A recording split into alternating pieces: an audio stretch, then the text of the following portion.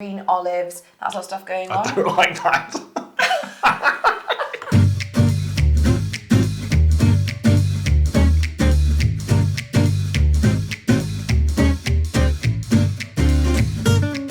Hello and welcome to another episode of Boozy and the Beast, How to Drink Better. Now today we are looking at sherry, and I've been thinking, no word of a lie, I don't think I've ever tried sherry. I was wondering, Libby, if you'd do me the honour of popping my sherry today. Well, Robin, it would be my pleasure, and I promise to be gentle. Thank you. So basically, sherry is a fortified wine. No, you already did that joke a couple of weeks ago. Old stuff. Anyway, so basically sherry is a fortified wine that comes from the region of Andalusia in Spain. It's often thought of as something that your grandmother might drink at Christmas, or maybe Father Christmas himself. Big guy. But actually, most sherries, they're not sweet, they're dry, and mainly they're meant to be served quite chilled, because in real life, sherry is cool. You sound like your gran at Christmas. It is true, and I'm carrying on. So sherry is made through a rather complex system involving barrels, a solera system, and floor or no floor. So that takes quite a bit of groundwork then. Basically, floor is a layer of yeast that may or may not form on top of the alcohol, and that will either give sherry a sort of doughy, yeasty, bready flavour, or a more oxidised flavour, because oxygen's got a bit of more sort of like nuts and caramel and things like that.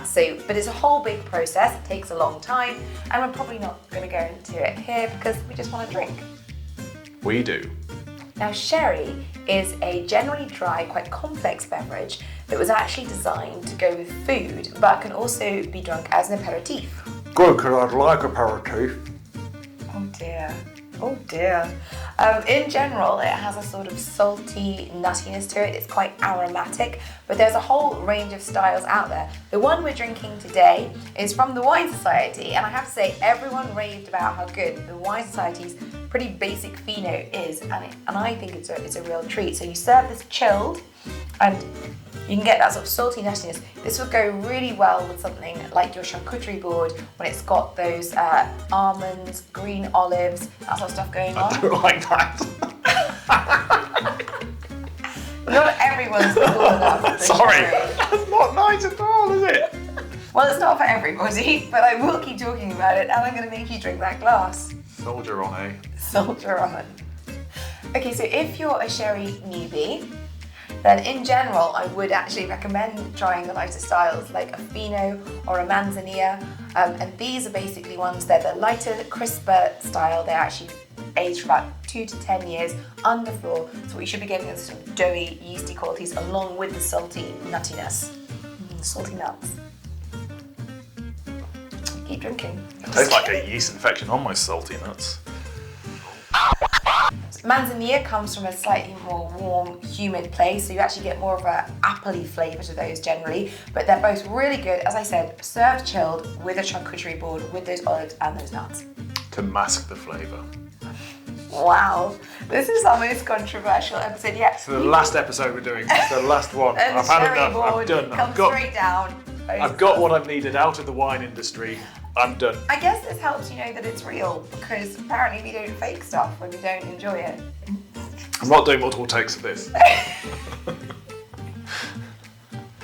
On the opposite end of the spectrum is Oloroso. This is where a grape spirit is added, so actually it kills off any of the yeast and therefore it oxidizes. It makes it a deeper, richer, darker colour, and it can be dry or sweet but have notes of caramel and that sort of deeper, richer, nutty flavour to it. It would go very well with your blue cheese or your dark chocolate, even if it's a dry one, and it's the one to break out for your nan at Christmas.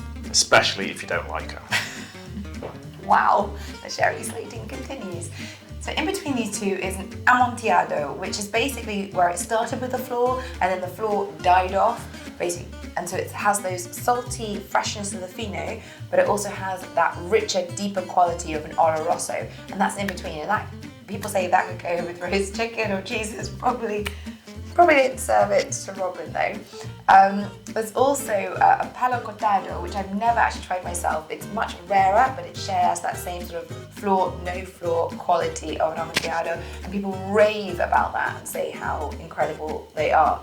Again, probably you don't. Right? No. Full of flaws. This is the most deadpan against anything I've ever seen. It's beyond a joke.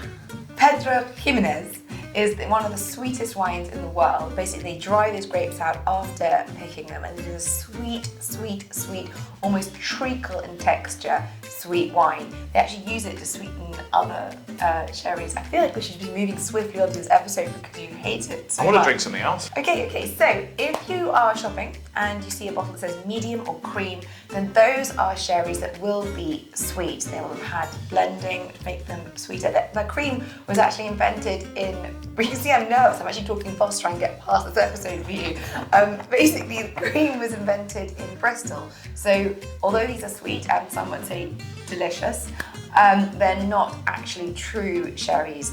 Those are from Spain only. Now, in the wine community, sherry is said to be one of the most underappreciated and undervalued wines out there. Which demonstrates that some people don't know what they're talking about. Wow! You can never go to Spain again. Nope. Adios.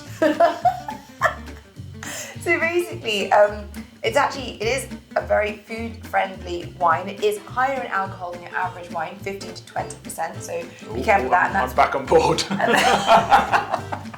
We know it works for the beast, which is why you serve it in small glasses. And basically, it is very good for tapas food pairing, all those sort of small dishes. It's actually designed for that. As we've said before, what grows together goes together. So if they design a beverage to go with the food of the country, it's generally a great pairing. Chill it down, grab some tapas, and we'll see which side of the fence you're on. Maybe actually this would be quite good if you are a sherry fan, please, or if you're not and you try some, please comment below or DM us and let us know your thoughts on sherry. Yeah, well, thank you very much for that little introduction to sherry. My first taste of sherry and possibly my last taste of sherry Until as this well. one, because we have to cheers every Oh, episode. bloody hell. Down God, in things one. you do for fame, eh? Cheers. Cheers.